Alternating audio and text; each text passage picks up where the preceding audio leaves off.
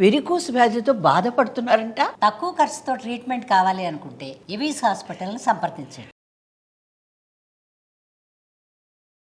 నమస్తే రమగారు. నమస్తే జయ. రమగారు, మీకు మోగ్లీ క్యారెక్టర్ గుర్తుందండి? బాబా, ఫేవరెట్ క్యారెక్టర్ నాకు. అవునండి, సెన్సేషనల్ క్యారెక్టర్. అది మాత్రం మనకి నేను ఇప్పటికీ చూస్తాను జయ. జంగిల్ బుక్ కార్టూన్ వచ్చినా చూస్తాను, సినిమా వచ్చినా చూస్తాను. అడవి మనుషులు, అడవిలో ఉండటం, అసలు వాడి చేష్టలు. కానీ ఇప్పుడు పిల్లలు చూడట్లేదు రమగారు. ఇప్పుడు పిల్లలు వీళ్ళు చూసేవి వీళ్ళంతా ఈ సూపర్ హీరోస్ చూస్తున్నారు కదా జయ.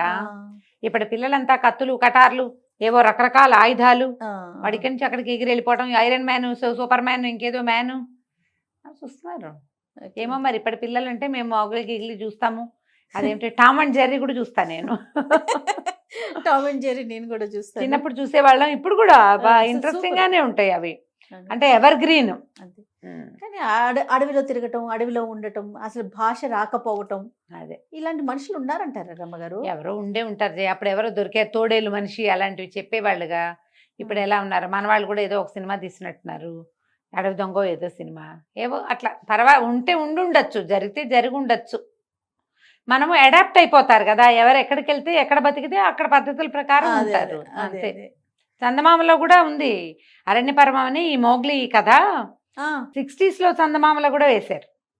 ఇట్లా అడవి మనిషి ఇదే కదా జంగిల్ బుక్కే. అవునా? అంత పాతది కదా అది.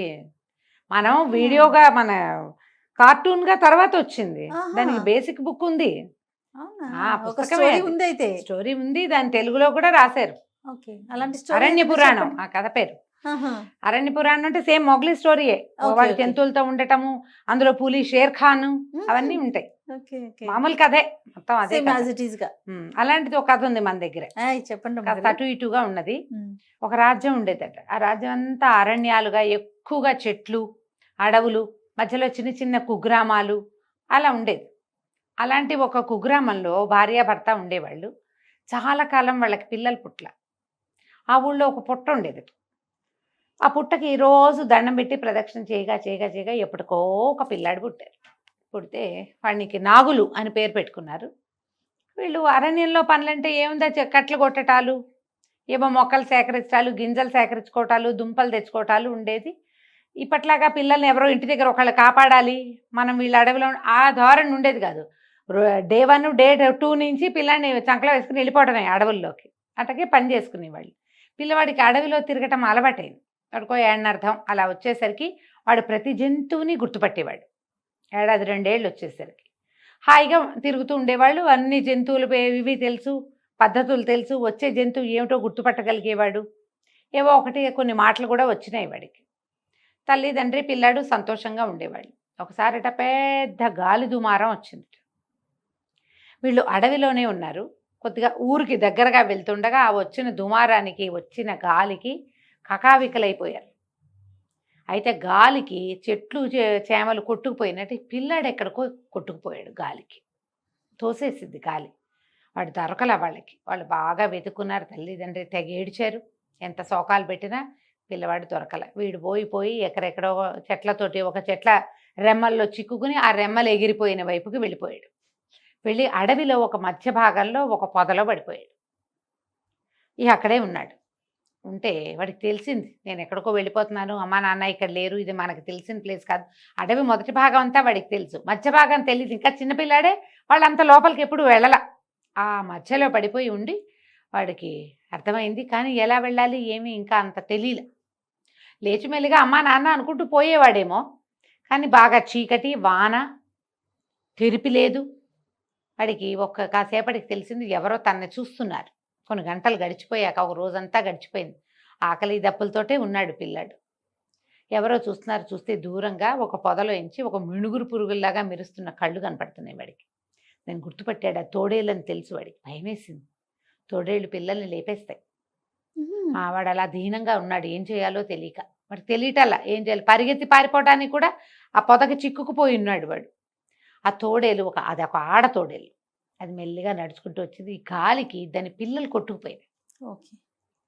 అదొక పాలిచ్చే తల్లి. దగ్గరకు వచ్చి ఈ కనపడుతున్న పిల్లవాడిని నాలుకతో నాకి వాడిని దగ్గరకు తీసుకుంది. అది ఎప్పుడైతే తను చూసి పళ్ళు చూపించకుండా నాలుకతో నాకుతుందో వాడికి తెలిసింది ఇది ఫ్రెండ్లీగా ఉంది అని. దాని మెడ కావలించుకున్నాడు. అది మెల్లిగా ఆ పొదలోంచి వాడిని బయటికి తీసుకొచ్చింది. తనతో పాటు తీసుకుపోయింది. ఇది వీడు తన పిల్లాడు కాదని తనకి తెలుసు. వీడు మనిషి పిల్లాడు, వీడి దగ్గర వాసన వస్తుంది, కానీ వీడి దగ్గర తల్లిపాలు దాగే లక్షణం ఉంది. ఇంకా ఎన్నర్థం 2 ఏళ్ల వాడే కదా. సో దాంతో ఈ పాల వాసన వస్తున్న పిల్లవాడిని అది తీసుకుపోయింది తనతో పాటు. వాడికి పళ్ళు అవి ఇవి తెచ్చిపెట్టేది. ఆ తోడేలు వెనకాల పెట్టి తిరగటాన్ని నేర్చుకున్నాడు. దాన్ని మెడ కరుచుకొని పడుకునేవాడు. వాడికి భయం వేస్తే పక్కన ఎవరో ఒకళ్ళు ఉండాలి తోడు. ఈమె దాంతో పాటే ఉండేవాడు. తర్వాత క్రమంగా దానికి మళ్ళీ పిల్లలు పుట్టాయి. ఆ పిల్లలతో పాటే వీడు తిరుగుతుండేవాడు. క్రమంగా మాటలు మర్చిపోయాడు. తోడేళ్ల సంజ్ఞలు వచ్చినాయి. వాసన కదలికల్ని గుర్తుపట్టడం నేర్చేసుకున్నాడు. మరి అక్కడ అడాప్షన్ అదే కదా, అడవిలో ఉండటం వల్ల రకరకాల జంతువులతో కలిసేవాడు. ఈ తోడేలు పిల్లలతోటి, తన తర్వాత పుట్టిన పిల్లలతోటి వాడు తిరుగుతూ ఉండేవాడు. కొంచెం పెద్దవైనా తల్లి మళ్ళీ కడుపుతోంది, మళ్ళా పిల్లలు పెట్టి సీజనల్ ప్రకారం పుడతాయి కదా జంతువులు, వాటితో పాటు తిరిగేవాడు. అదొక మందలాగా ఉండేవాళ్ళు వాళ్ళంతా. ఈ ఆడతోడేలు వీడిని తన కొడుకుగానే ఉంచుకుంది. మిగిలినవి కూడా చిన్నపాడు అవి పుట్టినప్పటి నుంచి వీడు ఉండటంతో వీడు ఆడ్ మ్యాన్ అవుట్ కాలా. అక్కడ నాగులు వాడితో పాటే ఉండేవాడు. అయితే కొంత అంత పెద్దవాడయ్యాక 8 సంవత్సరాలు 9 ఏళ్ళు వచ్చేసింది. వాడిది ఒంటి మీద బట్టలు గిట్టలు ఏం లేవు. వాడికి మామూలుగా తోడేళ్లలాగా 4 కాళ్ళ మీద నడవటం వచ్చు, మనిషిలాగా నడవటం కూడా వచ్చు. ఒకసారి అడవిలో ఆహారం తక్కువగా ఉండి తోడేలు గుంపుతో ఒక కుగ్రామం లోపలికి వెళ్ళాడు వాడు. వెళ్తే ఈ తోడేళ్ళన్నీ కోళ్ళని వాటిని పట్టుకొచ్చేసుకున్నాయి. వీడు కూడా దొరికినవేవో 1, 2 తెచ్చాడు. కానీ మనుషుల్ని, బట్టల్ని, లోపలున్న సామాన్లు, గిన్నెలు, కొంతమంది మనుషులు ఒక రచ్చబండ దగ్గర కూర్చొని మాట్లాడుకుంటున్న మాటలు వినేసరికి వాడికి లీలగా తన ప్రపంచం గుర్తొచ్చి వాడు అమ్మా నాన్నని వెతుక్కోవాలనుకున్నాడు. అడవిలోంచి బయటకు వచ్చి గ్రామాల వైపుకి వెళ్ళిపోయాడు. కొద్ది రోజులు ఆలోచించుకుని అన్ని జ్ఞాపకం చేసుకుని, తనకిద్దరు ఉండాలి అమ్మా నాన్న, వాడికి తెలుసు. కొద్దిగా మాటలు కూడా వచ్చే ఉన్నాయి కదా అప్పటికి. మెల్లిగా ఒకటి కూడబలుకుంటూ ఈ గ్రామానికి 3-4 సార్లు వచ్చి కొన్ని మాటలు తెలుసుకుని ఒక కుగ్రామం లోపలికి వెళ్ళాడు. ఒక భార్యాభర్త వాకిట్లో కూర్చుని ఉన్నారు. వాళ్ళని మీరేనా మా అమ్మా నాన్న అని అడిగాడు. అడగగానే వాళ్ళకి ముందు షాక్ అయిపోయారు. తర్వాత చూస్తే ఈ అడవిలో ఉండి గట్టిగా దుక్కలా ఉన్న పిల్లాడు, బలంగా ఉన్నాడు. వాడు 8-9 ఏళ్ళు ఉన్నాయి, గైరుగా కనపడుతున్నాడు. వీడిని వాడేసుకోవచ్చు. వాళ్ళు ఏం చేశారు, అవును ఆయన మేమే మీ అమ్మ నాన్న అని చెప్పి వాడిని లోపల తీసుకున్నారు. తీసుకెళ్ళారు. మర్నాడు పొద్దు నుంచి వాడిని పొలం పనిలో పెట్టారు. మనమే పని చేసుకోవాలి, మన పనులు మనమే చేసుకోవాలి, మనం పేదవాళ్ళం, మనకేం లేదు, ఈ పొలంలో గుప్పులు తవ్వాలి, పొలం దున్నాలి, పంట వేసుకుంటే మనకు పంట వస్తుంది అని చెప్పి ఒక గంజి ఇచ్చారు. ఇప్పుడు చిన్నప్పుడు ఇంత తాగినట్టుంది, వాడికి తెలీదు. రెడీగా ఆహారం చూసేసరికి వాడికి సంతోషం వచ్చింది. అడవిలో ఎంత వేటాడాలి, ఎన్ని చెట్లు ఎక్కాలి, అక్కడికి వాడు పళ్ళు అవి కోసుకుని తినేవాడు. ఈ ఆహారం వీళ్ళతో ఉండాలంటే ఇదే తినాలి. వీడికి గంజి తాగాడు. 2 సార్లు ఏమో గంజి ఇచ్చారు, తాగాడు. సాయంకాలం ఇంటికి వచ్చాడు. ఇంటికి వస్తే వీడికి ఆహారం వేరే వాసన వస్తున్నది ఏదో తెలుస్తోంది. వీడిని ఒక గదిలో పడుకోమన్నారు. బయట ఉన్న ఒక పంచలో ఇక్కడ పడుకోమన్నారు. వాడు బయట కూర్చున్నాడు. వాడికి వెంటనే నిద్ర రాలా. అడవిలో ఎక్కడి నుంచో తోడేలు అరుపు వినపడుతుంటే లేచి కూర్చున్నాడు. తీరా చూస్తే వాళ్ళిద్దరూ కబుర్లు చెప్పుకుంటూ అన్నం తింటున్నారు. వాళ్ళు కూరలు కలుపుకుని తింటున్నారు. తను తాగింది వేరు, వీళ్ళు తినేది వేరు.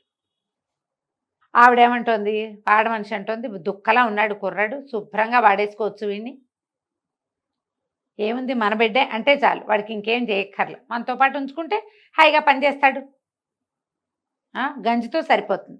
వాడు ఎట్టాగో అడవిలో ఉన్నవాడు, వాడికి ఏం కావాలి, పళ్ళు కాయ అవి కోసుకుని తినేస్తాడు, ఏవో దుంపలు ఏరుకుని తినేస్తాడు, వాడికి అలవాటేగా. ఓ చెంబడి గంజి పోస్తే చాలు, అన్నం వాచేసి గంజి వాడిపోస్తే అన్నం మనం తినే.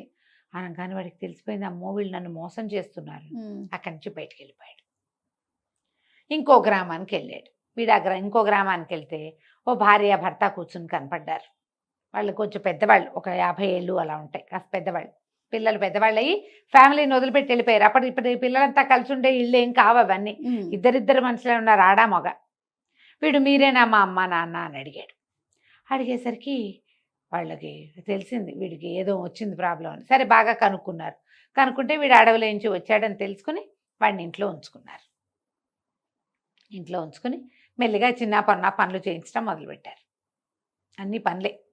2 రోజులు 3 రోజులకి వీడికి తెలిసింది, వీడు కూడా నన్ను పని చేయిస్తున్నారు, వాళ్ళు వేరే పదార్థాలు తింటున్నారు కానీ నాకు అవి పెట్టట్లేదు.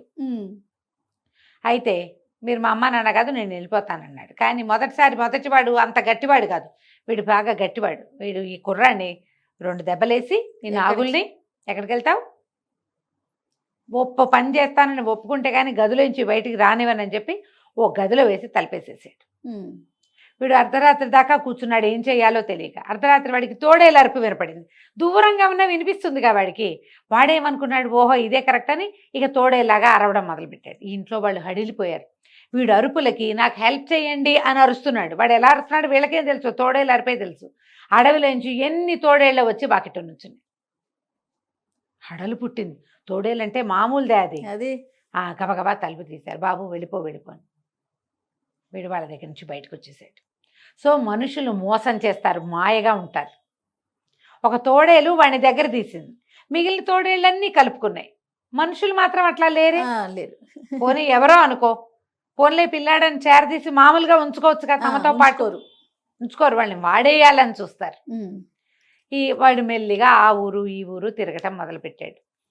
తీరా 3వసారి 4వ ఊరు అలా వెళ్తే ఒక వేప చెట్టు కింద ఒక భార్యాభర్త దీనంగా కనపడ్డారు. డల్గా ఉన్నారు. వాళ్ళకి ఒక పక్కన ఒక పొయ్యి మీద అన్నం కొత్త ఉడుకుతోంది. ఇద్దరు కూర్చుని ఉన్నారు. మీరేనా మా అమ్మ నాన్న అని అడిగాడు. అడిగితే వాళ్ళు చాలా దీనంగా ఉన్నారు. మెల్లిగా తలకాయ ఎత్తు చూసి, బాబు ఎన్నేళ్ల క్రితము మా అబ్బాయి ఒకడు 2 ఏళ్ల పిల్లాడు గాలివానకి కొట్టుకుపోయాడు. పిల్లాడు ఏమైపోయాడో తెలీదు. కాస్త అటు ఇటుగా నీ వయసే ఉండొచ్చు ఇప్పుడు. కాస్త మొహం కూడా అలాగే కనపడుతుంది. అవునో కాదో తెలీదు. మాతో ఉండన్నాడు. వీడికి ఏం డౌటు, ఇప్పుడు 2 సార్లు గమనించాడు. తోడేలు తెలివితేటలు, మనిషి తెలివితేటలు వాడకుండా తోడేలు తెలివితేటలు వాడుతున్నాడు. అయితే ఏమన్నారు వాళ్ళు, అన్నం తింటావా అని అడిగారు. ఏమన్నా తిన్నావా, అన్నం తింటానన్నాడు. తింటానంటే ఆవిడ ఏం చేస్తుంది, ఆ కుండ తీసుకొచ్చి 3 ఆకులు వేసి 3 బోర్లు ఇచ్చింది. ఏవో కూర తెచ్చి వేశారు. వీడికి కూడా కూర వేశారు. వాడు వీళ్ళ ఆకుల్లోది వాసన చూస్తున్నాడు. వాళ్ళు కూడా అదే తిన్నారు. సరే తిన్నారు. అన్నం తిన్నాక లోపల తీసుకెళ్ళారు. ఏదో ఒక మంచం ఉంది, ఆ మంచం మీద పడుకున్నాడు. పడుకున్నాక మర్నాడు పొద్దున్న లేచాక, నేను ఏ పనైనా చేయగలను, నేను ఎన్ని పనులైనా చేస్తాను, ఏ పనైనా చేస్తాను, నాతో బాగా ఉండండి అని అడిగాడు. అడిగితే వాళ్ళు ఏమన్నారు, నువ్వు పని చేయటం ఎందుకురా, చిన్నపిల్లాడివి కదా, నువ్వు పని ఏం చేయక్కర్లా, నువ్వు ఇప్పుడు ఆడుకునే వయసు, ఏదైనా నేర్చుకునే వయసు, చదువుకోవచ్చు కూడా. నువ్వు ఊళ్ళో ఒక చిన్న బడి ఉంది, నువ్వు పొద్దున్న అన్నం తిని అక్కడికి వెళ్ళు, వాళ్ళ దగ్గరికి వెళ్ళి ఏమైనా చదువుకో, ఏదైనా నేర్చుకో, హాయిగా నీ వయసు పిల్లలు 5-6 ఉన్నారు, ఆడుకో. అమ్మా నాన్న ఉన్నారు కదా పని చేయటానికి, నువ్వేం పని చేయక్కర్లా అనగానే వాడికి సంతోషం వచ్చింది. వాళ్ళిద్దరిని కావలిచ్చుకున్నాడు. కావలిచ్చుకున్నాక వాడికి తెలిసింది, వీళ్ళు నా ఓనే, నా సొంత వాళ్ళు అని. వాడికి రాత్రిపూట సాయంకాలం అయ్యేసరికి తోడేళ్ళు గుర్తొచ్చేవి. బాధగా ఉండేది వాళ్ళని వదిలేశానని.